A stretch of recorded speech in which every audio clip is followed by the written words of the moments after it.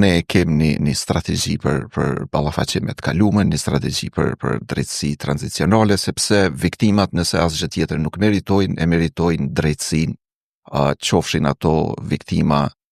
civile, sidomos viktimat civile e tjerë kështu me radhë, pa dallim feje, përkatësie etnike e kështu. Që në fakt kjo ka qenë edhe një nga pikat kryesore, një nga kritikat që ka marrë strategjia, jo vetëm për një pjesë të mirë, po menet të shoqërisë civile, mirë po edhe prej aktorëve tjerë që kanë qenë të përfshin qoftë në formë donacion, qoftë formë donatorëve apo të mbështetësve të ndryshëm, e kam fjalën do thotë për institucionet të ndryshme, ndërkombëtare, pa i përmend tash kështu me emër të veçantë që janë në Kosovë. Strategjia e përmend shumë mirë në hyrjen e saj, shumë e ka qasjen gjithë përfshirëse,